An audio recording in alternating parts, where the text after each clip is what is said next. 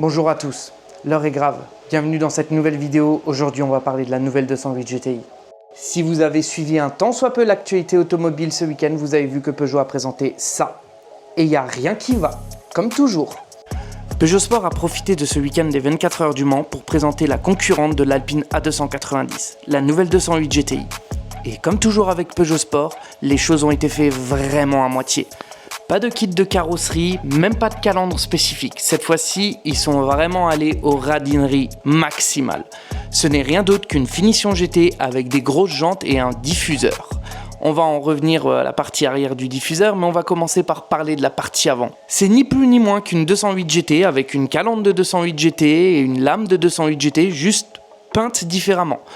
Les ailes avant, ils ont mis un petit stickers rouge. Pour le coup, je trouve assez douteux. Je trouve ça même carrément moche, on va pas se mentir. Le potentiel était là, mais Peugeot ne l'a de nouveau pas exploité. À part des grandes jantes de 18 pouces qui reprennent un style 205 GTI, mais bon, apparemment c'est inspiré. On peut entreapercevoir derrière ces jantes de magnifiques étriers avant, peints en rouge, mais à l'arrière, pour ne pas changer, des étriers arrière qui n'ont pas été repeints, qui restent en gris métal.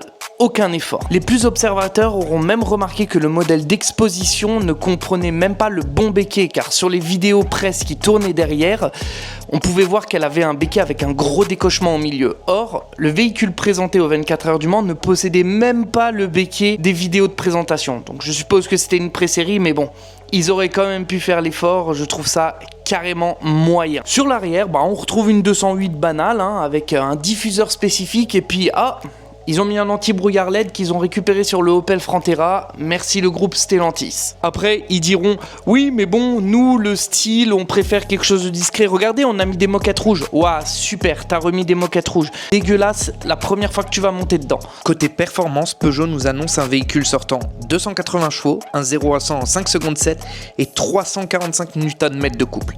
Mais ce dont il parle un petit peu moins, c'est un véhicule qui plafonne à 180 km/h. Autant dire, à peine plus vite que la Twingo de ma grand-mère. Un peu mieux que l'Alpine A290. Bon, Alpine A290 qui elle par contre s'affirme réellement avec un réel kit de carrosserie, contrairement à la 208 GTI qui ressemble ni plus ni moins qu'à une 208 GT. Et attention, car Peugeot n'a toujours pas parlé du prix. On peut s'attendre potentiellement un véhicule entre 40 et 45 000 euros. Je pense que les amateurs de 205 GTI ne sont pas prêts d'acheter une 208 GTI. Merci à tous d'avoir suivi cette très courte vidéo. Il fallait qu'on fasse un point sur le futur échec de Peugeot Sport. Je voulais en parler, c'est l'actualité du week-end. Merci à ceux qui s'abonnent, le petit like, le commentaire. Dites-moi ce que vous en pensez de cette nouvelle 208 GTI électrique. Merci de m'avoir suivi. À bientôt pour de nouvelles vidéos dans un format un peu plus classique.